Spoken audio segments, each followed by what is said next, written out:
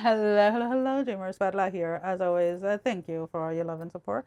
Thank you for liking, sharing, subscribing to the channel. And if you haven't done so, go ahead and do so. We would love to have you. So we have Gemini. Gemini, you are.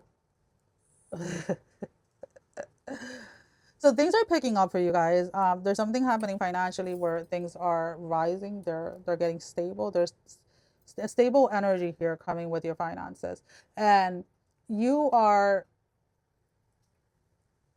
you're in an essence writing down all of the things that you want and all of the things that you don't want attached with them, right? So you're being very intentional with what it is that you are trying to come into alignment with, right?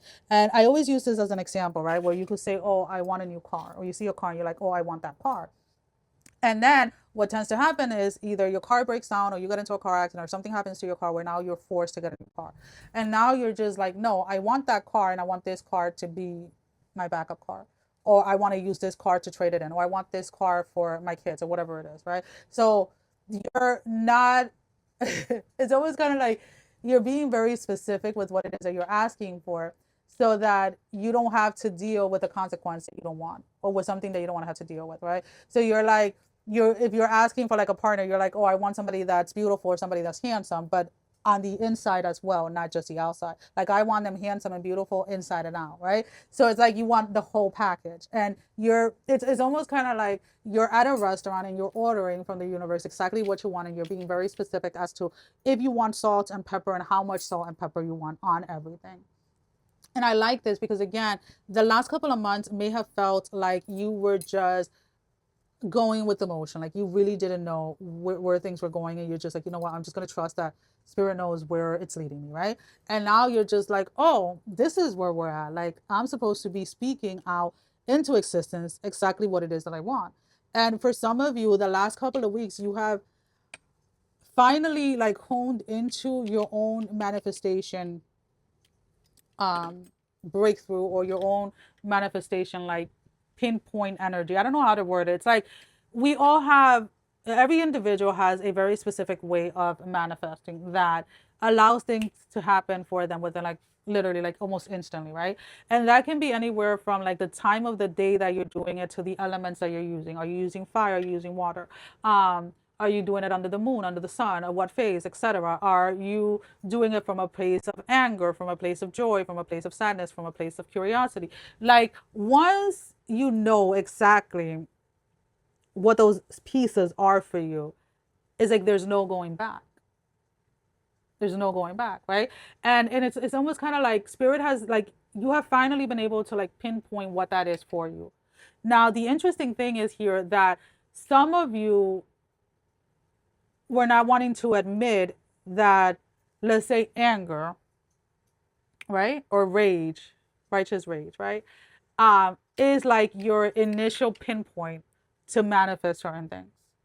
Because right now you're coming out of a state of survival, right? So you're so done, you're so fed up with trying to survive, trying to just make it to the next day, that when you allow yourself to really embody that rage or that anger and you say, no, this is what I want and this is how things are going to move forward,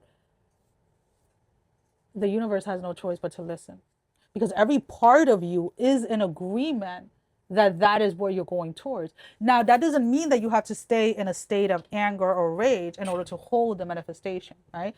But there's something of that matter that has happened to you. Again, it could have came in through like rage, it could have came in through curiosity or whatever it is, and you're like, oh damn, I've been afraid to manifest from this energy as a starting point because I thought that I needed to do it this way or that way.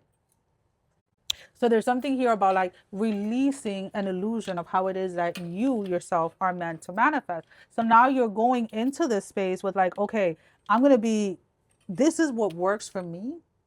This is how I'm being guided to do it. So now let's go ahead and let's put our order into the universe. That's the way that it's coming in. But there is this star where there is something very significant or something very big that happens. There's a complete big shift of something that you manifested within that space. That spirit is like, hey, this is how you spoke, or this is how you were feeling, or this was what was happening when you spoke this into existence, and look how quickly it came about. So here we have as your closing message the star ancestor. Follow the voice of your soul. This is what it's about. It's about listening to what it is that your soul, your spirit is guiding you and asking you to do within these spaces. Alrighty? Alrighty, love. I love this. Again, do not hold yourself back. Do not set limits for yourself. Write down or burn or whatever, speak out, sing, dance, whatever it is that you're trying to manifest. Be very precise. Be very intentional. And be limitless. Do not limit yourself. Do not hold yourself back. Because Spirit is already showing you, either has shown you or is showing you this week, that what you are after, what you want, it is possible and it is there for you for the grab. As long as it is that you're listening to your own voice. Alrighty, love. That is all that I have. Sending every single one of you love, strength, and blessing, guys. Take care. Love you all. Bye-bye.